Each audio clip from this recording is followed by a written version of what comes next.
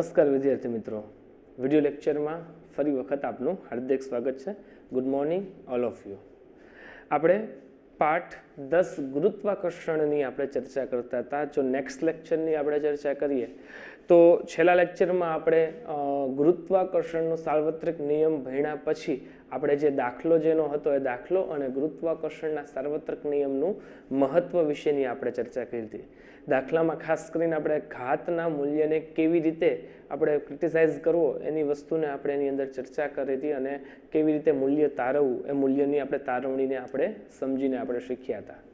આગળની વાત કરીએ તો ગુરુત્વાકર્ષણનો સાર્વત્રિક નિયમ આપણે ભણ્યા હતા. શું કહેતો હતો તો કે વિશ્વમાં અથવા તો વિશ્વમાં રહેલા બે પદાર્થો એકબીજાને આકર્ષે છે. આ આકર્ષણ બળ તેમના દળના ગુણાકારના સમપ્રમાણમાં અને તેમની વચ્ચે રહેલા અંતરના વર્ગના વ્યસ્ત પ્રમાણમાં છે. તો આપણે નિયમની આપણે ચર્ચા કરી લીધી, એટલે કે નિયમમાં આપણે વાત કરી એ પ્રમાણે નિયમને આધીન ગુરુત્વાકર્ષણનું આપણે સાર્વત્રિક મૂલ્ય આપણે શોધ્યું છે. હેનરી કેવેન્ડિશ નામના વૈજ્ઞાનિકે આપેલું G બરાબર 6.673 ગુણ્યા 10⁻11 ન્યૂટન મીટર સ્ક્વેર પ્રતિ કિલોગ્રામ સ્ક્વેર. આ આપણે મૂલ્ય શોધ્યું. અથવા તો તમે 6.67 પણ લખી શકો છો. 6.67 ગુણ્યા 10⁻11 ન્યૂટન મીટર સ્ક્વેર પ્રતિ કિલોગ્રામ સ્ક્વેર. એને આધારે આપણે સાર્વત્રિક મૂલ્ય સાર્વત્રિક અચળાંક G એનું પણ આપણે સૂત્ર તાર્યું. G બરાબર FD² M ગુણ્યા સ્મોલ m. તો ગુરુત્વાકર્ષણની વાત કરી, ગુરુત્વાકર્ષણની વ્યાખ્યાને સમજ્યા, એના પછી ગુરુત્વાકર્ષણના સાર્વત્રિક નિયમને સમજ્યા, એના પછી દાખલાની વાત કરી. હવે પછીનો આપણો ચોથો ટોપિક છે એ છે મુક્ત પતન વિશેની વાત છે. મુક્ત પતન એટલે તમે સમજી શકો છો. સૌથી પહેલા તો તમારે મુક્ત પતન એટલે શું એ સમજવું પડે. બરોબર છે. મુક્ત રીતે એટલે કે હવામાં કોઈ પણ પદાર્થને છોડવામાં આવે છે. દાખલા તરીકે આ પેન છે, હું અહીંથી એને મૂકી દઉં છું. આ પેનને હું નીચે પડવા દઉં છું, એટલે આ પેન અહીંથી હું મૂકી દઈશ એટલે પેન તમને ખબર છે કે ગુરુત્વાકર્ષણના નિયમ આધારે ગુરુત્વાકર્ષણને કારણે પૃથ્વીનું ગુરુત્વાકર્ષણ અધો દિશામાં હોવાને કારણે, બરોબર છે, અધો દિશા અને ઉર્ધ્વ દિશા ફરી વખત યાદ કરાવી દઉં એટલા માટે. અધો દિશા એટલે કે ગુરુત્વાકર્ષણની દિશા અને ઉર્ધ્વ દિશા એટલે કે ગુરુત્વાકર્ષણની વિરુદ્ધ દિશા. ખરેખર અધો દિશા ઉપર થાય ને ઉર્ધ્વ દિશા નીચે થાય, પણ ગુરુત્વાકર્ષણની દિશા એટલે કઈ દિશા? તો કે ગુરુત્વાકર્ષણ પૃથ્વીનું આ રીતે નીચેની તરફ છે, એટલે કે આ દિશા ગુરુત્વાકર્ષણની દિશાને અધો દિશા કહેવામાં આવે છે અને ગુરુત્વાકર્ષણથી વિરુદ્ધ દિશાને ઉર્ધ્વ દિશા તરીકે ઓળખવામાં આવે છે. એટલે ઉપરની દિશા ઉર્ધ્વ દિશા, નીચેની દિશા અધો દિશા. એટલે કે જેવી હું પેનને મૂકીશ એવી પેન અધો દિશામાં ગતિ કરીને નીચે પડશે, જેને મુક્ત પતન થયું એવું કહેવાય.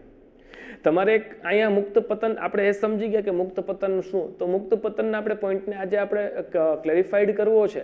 તો એક ઉદાહરણથી જ વાત કરીએ કે માનો કે કોઈ એક મિનારો, કોઈ એક ટાવર છે, ટાવર ઉપર જઈને તમે કોઈ એક પદાર્થ લ્યો છો. હવે કેટલા દળનો પદાર્થ છે, કેટલો વજન છે, ડઝન્ટ મેટર કરે છે, ખબર નથી, પણ એ પદાર્થને તમે હવામાં મુક્ત કરો છો. મુક્ત કરશો એટલે એનું પતન એટલે કે નીચે પડશે થશે. એ પતન થશે ગુરુત્વાકર્ષણ બળની દિશામાં. અથવા તો ચલો એ છોડી દો, એમ નથી કરવું.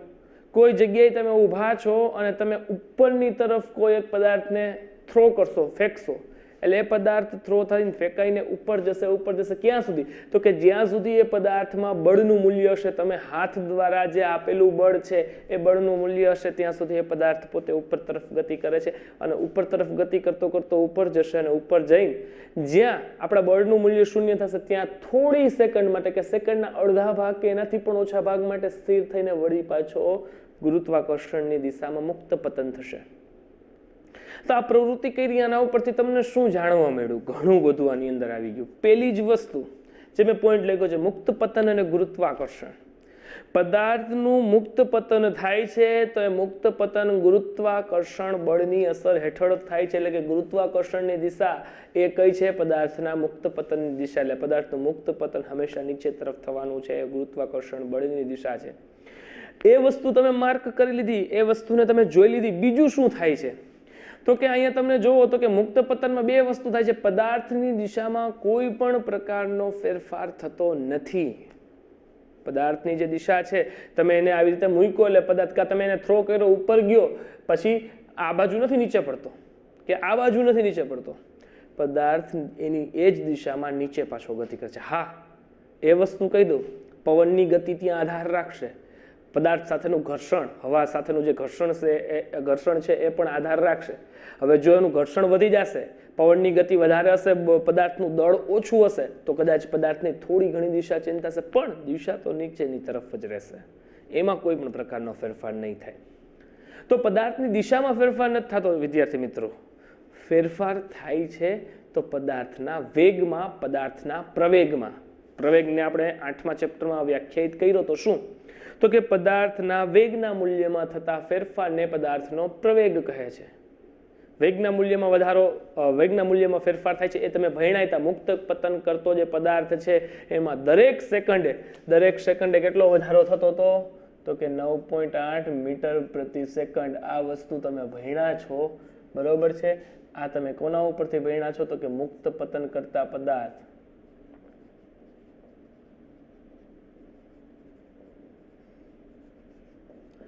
આ મુક્ત પતન કરતા પદાર્થની ગતિ જેનું મૂલ્ય આજે આપણે જોવાનું છે, તો એના વેગમાં સતત ફેરફાર થશે, એટલે કે એના પ્રવેગના મૂલ્યમાં સતત વધારો થશે. પદાર્થ પ્રવેગી પ્રવેગ પ્રાપ્ત કરશે, નહીં કે પ્રતિપ્રવેગી. એટલે યાદ રાખજો વિદ્યાર્થી મિત્રો, એક વસ્તુ ક્લેરિફાઈડ કરી દઉં કે મુક્ત પતન કરતા પદાર્થ હંમેશા પ્રવેગી પ્રવેગ ગતિ કરે છે. હંમેશા નહીં, પણ હંમેશા પ્રવેગી પ્રવેગી ગતિ કરે છે, જેનું મૂલ્ય હંમેશા ધન હોય છે. ક્યારેય પણ એ પોતે પ્રતિપ્રવેગી ગતિ કરતો નથી. તો આપણે એ વસ્તુ જોયું કે પરંતુ પદાર્થના વેગમાં ફેરફાર થાય છે, એટલે કે પદાર્થના પ્રવેગમાં ફેરફાર થાય છે. નીચે પડતા પદાર્થમાં પ્રવેગ ઉત્પન્ન કરે છે, એટલે કે પોતે પ્રવેગ ઉત્પન્ન. હમણાં જ આપણે વાત કરીએ તો કે આવો જે પ્રવેગ ઉત્પન્ન થાય છે કોના કારણે થાય છે? તો કે ગુરુત્વાકર્ષણને કારણે આ પ્રવેગ ઉત્પન્ન થાય છે, એટલે કે વેગમાં ફેરફાર આવે છે, વેગમાં સતત વધારો થાય છે, એટલે પ્રવેગ ઉત્પન્ન થાય છે. કારણ કે પ્રવેગ અને વેગમાં ફેરફાર નથી. વેગ તમે કન્ટિન્યુ જાળવો તો નિયમિત વેગ છે, બરોબર છે. સમય સાથે પદાર્થના સ્થાનમાં થતા ફેરફારને પદાર્થનો વેગ કહે છે, બરોબર છે. સ્થાનાંતરના ફેરફારને પદાર્થનો વેગ કહે છે, બરોબર. તો એ પદાર્થના વેગની આપણે વાત કરી, અને વેગમાં થતો ફેરફાર એ પ્રવેગ છે. એટલે વેગ થયો, એમાં ફેરફાર જોવા મળ્યો ત્યારે પ્રવેગ ઉત્પન્ન થયો. અને એ પ્રવેગ કોના કારણે ઉત્પન્ન થયો? તો કે પદાર્થ નીચે પડે છે, ગુરુત્વાકર્ષણ બળની અસર હેઠળ પડે છે, એટલે ગુરુત્વાકર્ષણને કારણે એના વેગમાં ફેરફાર પડ્યો છે. એટલે ત્યાં ગુરુત્વાકર્ષણને કારણે થતો જે ફેરફાર છે એટલા માટે આ પ્રવેગને ગુરુત્વ પ્રવેગ તરીકે ઓળખવામાં આવે છે, બરોબર છે. કેના વડે ઓળખવામાં આવે છે? ગુરુત્વ પ્રવેગ તરીકે ઓળખવામાં આવે છે. અને ગુરુત્વ પ્રવેગ એને સ્મોલ જી વડે આપણે ગુરુત્વાકર્ષણના સાર્વત્રિક નિયમને કેપિટલ જી વડે દર્શાવતા હતા, અચળાંકને કેપિટલ જી વડે દર્શાવ્યો હતો, જ્યારે ગુરુત્વ પ્રવેગના મૂલ્યને આપણે સ્મોલ જી વડે દર્શાવવામાં આવે છે. સ્વાભાવિક છે કે હવે એના એકમ વિશે ચર્ચા કરવાની છે. તો એનો એકમ કયો? તો કે જે એકમ પ્રવેગનો છે, પ્રવેગનો આપણે ભણતા હતા મીટર પ્રતિ સેકન્ડ સ્ક્વેર. કારણ કે બરોબર છે, વેગમાં થતો ફેરફાર એ મીટરમાં હોય છે, અંતર તરીકે. ને સમય છે કોની સાપેક્ષે? તો હંમેશા આપણે સમયની સાપેક્ષે જ બધી ગતિ ભણ્યા હતા. આપણે પહેલું ચેપ્ટર એટલે કે 8મું ચેપ્ટર ગતિમાં અભ્યાસ કર્યો, એ બધાની અંદર આપણે માત્ર ને માત્ર સમય સાથે જ ફેરફાર જોયો હતો ગતિનો. અને ઓબ્વિયસ છે, સમય સાથે સિવાય કોઈ પણ સાથે ફેરફાર ન થતો હોય, સમય સાથે જ ફેરફાર થતો હોય. તો પ્રવેગનું મૂલ્ય એટલે કે એનો એકમ મીટર પ્રતિ સેકન્ડ છે. સેમ વસ્તુ ગુરુત્વ પ્રવેગનું પણ મૂલ્ય એનો એકમ જે છે એ મીટર પ્રતિ સેકન્ડ સ્ક્વેર થશે. ચલો હવે એનાથી થોડોક આપણે આગળ અભ્યાસ કરી. તમને એવું કીધું કે ન્યૂટનની ગતિનો બીજો નિયમ શું સૂચવે છે? તો કે પદાર્થ પર લાગતું બળ છે એ એના દળ અને પ્રવેગ, અહીંયા પ્રવેગની જગ્યાએ તમે વેગ પણ લખી શકો છો. આના ગુણાકાર છે, બરોબર છે. એટલે જેને આપણે શું કહેતા? જેને આપણે વેગમાન કહેતા. અને વેગમાનનું આપણે સૂત્ર P બરાબર શું તારવતા? તો કે દળ એટલે એનો એકમ માસ, એને ગુણ્યા v, વેગ, વેલોસિટી, બરોબર છે. તો અહીંયા એનો વેગ એટલે કે દળ અને પ્રવેગના ગુણાકાર એટલું છે. આ વેગમાન છે. સેમ વસ્તુ, એ જ વસ્તુ તમને ન્યૂટનની ગતિનો બીજો નિયમ આપણે સૂચવ્યું હતું. આ સૂત્ર આપણે તાર્યું હતું. પછી એના ઉપરથી આપણે F બરાબર ma, આની જગ્યાએ આપણે શું લીધો હતો? પ્રવેગ લીધો હતો. એટલે ન્યૂટનની ગતિનો બીજા નિયમનું સૂત્ર થઈ ગયું. ન્યૂટનની ગતિનો બીજો નિયમ મેં તમને એક્ઝામમાં પણ પૂછેલું છે કે ન્યૂટનની ગતિનો બીજો નિયમ જે છે એ બળનું સૂત્ર આપે છે. ન્યૂટનની ગતિનો પહેલો નિયમ બળની વ્યાખ્યા આપે છે, જ્યારે ન્યૂટનની ગતિનો બીજો નિયમ બળનું સૂત્ર આપે છે. તો F બરાબર ma આપણે સૂત્ર પણ તારવેલું હતું, અને એ જ સૂત્રનો ઉપયોગ હવે આપણે આમાં કરવાનો છે. ધારો કે કોઈ એક પદાર્થ છે કે જેને હું મુક્ત પતન કરાવું છું, એક મિનારા ઉપર ચડીને હું એ પદાર્થનું મુક્ત પતન કરાવું છું, તો એ પદાર્થ એટલે કે માનો કે આ પેન છે, તો આ પેનનું કંઈક વજન છે એટલે એનો કંઈક દળ છે, દળ મેં શું લીધો એમ. આની અંદર ઉત્પન્ન થતો વેગમાં થતો ફેરફાર કે જેનાથી આપણે અહીંયા ભણ્યા કે જેનાથી ઉત્પન્ન થાય છે પ્રવેગ, તો આનો પ્રવેગ એટલે સ્મોલ એ છે. પણ હવે આપણે માત્ર પ્રવેગની વાત નહીં કરીએ, કારણ કે આપણે એ વસ્તુ અહીંયા તારવી લીધી કે પ્રવેગ કોના કારણે ઉત્પન્ન થાય છે, તો કે ગુરુત્વાકર્ષણને કારણે ઉત્પન્ન થાય છે. ગુરુત્વાકર્ષણને કારણે પ્રવેગ ઉત્પન્ન થાય છે, એટલા માટે આપણે એને શું નામ આપ્યું હતું, તો કે ગુરુત્વ પ્રવેગ તરીકેનું નામ આપ્યું હતું આપણે. તો આપણે વાત કરશું ગુરુત્વ પ્રવેગની. તો ગુરુત્વ પ્રવેગને આપણે સ્મોલ જી વડે દર્શાવશું. તો હું અહીંયા એની જગ્યાએ ગુરુત્વ પ્રવેગ સ્મોલ જી લઈ શકીશ.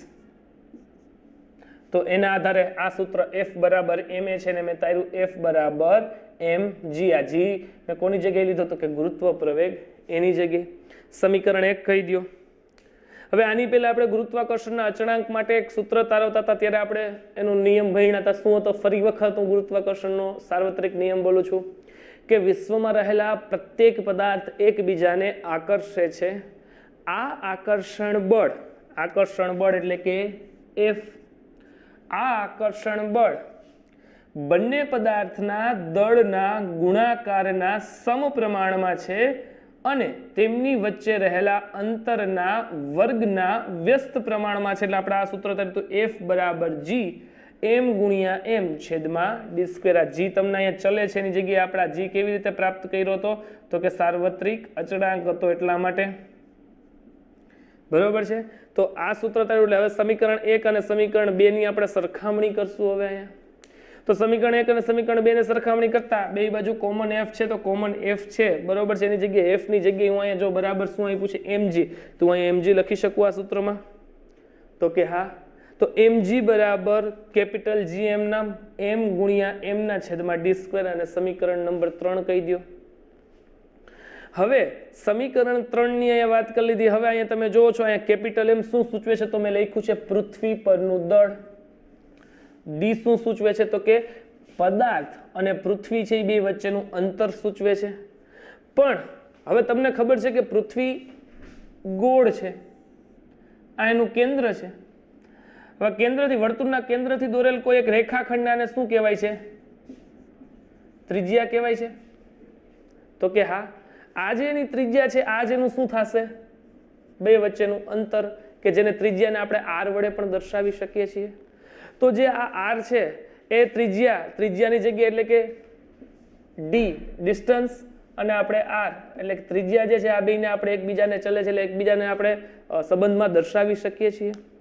તો હવે જે અહીંયા આપણે d હતો, d ની જગ્યાએ આપણે હવે અહીંયા શું લેશું, આ લેશું. એટલે આ જ સૂત્રનો ઉપયોગ કરો. mg બરાબર સાર્વત્રિક નિયમનો અચળાંક g, કેપિટલ M એટલે કે પૃથ્વીનું દળ સૂચવે છે, સ્મોલ m એટલે બીજો પદાર્થ આપણે આજે અહીં લીધો નથી, પણ આપણે આગળના સૂત્ર પ્રમાણે જે આપણે ચંદ્રનું કે કોઈ પણ બીજો પદાર્થ, નાનો પદાર્થ છે એનું તમે દળ સ્મોલ m છે અને ડિસ્ટન્સ r છે એની જગ્યાએ r સ્ક્વેર લીધો. g ને કરતા બનાવો કે સ્મોલ m છે, આ દળ છે, સ્મોલ m આ બાજુ જશે એટલે ગુણાકાર ભાગાકારના નિયમ પ્રમાણે ગુણાકારમાં છે જશે, એટલે ક્યાં જશે, તો કે ભાગાકાર છેદમાં જશે. m બે છેદમાંથી ઉડી જશે એટલે શું વધશે, g બરાબર સ્મોલ g એટલે કે ગુરુત્વ પ્રવેગ બરાબર સાર્વત્રિક અચળાંક g કેપિટલ N ના છેદમાં કેપિટલ R સ્ક્વેર. આ સૂત્ર શેનું મળ્યું આપને, તો કે ગુરુત્વ પ્રવેગનું સૂત્ર અહીંયા આપને મળે છે. તો વિદ્યાર્થી મિત્રો, આપણે ગુરુત્વ પ્રવેગનું આપણે સૂત્ર પ્રાપ્ત કરી લીધું. હવે આનું ગુરુત્વ પ્રવેગનું મૂલ્ય આપણે મેળવવાનું છે. તો ગુરુત્વ પ્રવેગના મૂલ્ય મેળવવા માટે આપણે તો પેલા સાર્વત્રિક અચળાંક g નું મૂલ્ય આપણી પાસે હોવું જોઈએ. તો તમને ખબર છે કે હેનરી કેવિન્ડિશનું મૂલ્ય આપણે આપેલું છે, જે તમારે એની જે પદ્ધતિ છે સૂત્ર શોધવાની, એ પદ્ધતિ હજી આપણે અભ્યાસમાં નથી આવતી. માત્ર આપણે સૂત્ર એટલે કે જેનું મૂલ્ય છે એ જ આપણે યાદ રાખવાનું છે, 6.67 ગુણ્યા 10⁻11 ન્યૂટન મીટર સ્ક્વેર પ્રતિ કિલોગ્રામ સ્ક્વેર. પૃથ્વીનું દળ આપણે ઓબ્વિયસ આપી જ દીધેલું હોય છે, કેટલું, તો કે 6 ગુણ્યા 10⁻24 છે કિલોગ્રામ સ્વરૂપે. અને r છે એટલે કે પૃથ્વી અને પૃથ્વીનું જે કેન્દ્ર છે એટલા વચ્ચેની અંતર એટલે કે એની જે ત્રિજ્યા છે, આપણને ખબર છે કે કેન્દ્રથી દોરેલ વર્તુળના કોઈ પણ બિંદુ 1 સુધીનું રેખાખંડને તેની ત્રિજ્યા કહેવાય છે. એ જેનું અંતર બનશે, આ અંતર તમને 6.4 ગુણ્યા 10⁻22 જેટલું અથવા તો 24 જેટલું તમને મૂલ્ય આપેલું છે. એના આધારે આપણે ગુરુત્વ પ્રવેગનું મૂલ્ય શોધવાનું છે, જે આપણે નેક્સ્ટ લેક્ચરમાં આપણે એની ચર્ચા કરશું. તો આશા રાખું છું કે વિદ્યાર્થી મિત્રો તમને આ દરેક પોઈન્ટ સમજાણા હશે. ફરી વખત તમને હજી એક વખત કહું છું કે પદાર્થનું મુક્ત પતન તમારે સમજવું હોય તો તમારે સૌપ્રથમ તમારે ગુરુત્વાકર્ષણનો સાર્વત્રિક નિયમ છે એની સમજ તમારી પાસે હોવી જોઈએ. એટલા માટે જ મેં લેક્ચરની શરૂઆતમાં ગુરુત્વાકર્ષણના સાર્વત્રિક નિયમથી આપણે વાત કરી હતી. સાથે સાથે ન્યૂટનની ગતિનો બીજો નિયમ એની પણ આપણે ચર્ચા કરી હતી. એની અંદર વેગમાનનો જે ફેરફાર આવે છે, વેગમાનના ફેરફાર વિશે પણ આપણે વાત કરી હતી. આશા રાખું છું કે તમને દરેક મુદ્દા સમજાણા હશે. બાકીનો એટલે કે હવેનો પછીનો જે મુદ્દો છે ગુરુત્વ પ્રવેગનું મૂલ્ય અને એને આધારે અમુક દાખલાઓ જે છે એ આપણે નેક્સ્ટ લેક્ચરમાં આપણે અભ્યાસ કરશું. અસ્તુ.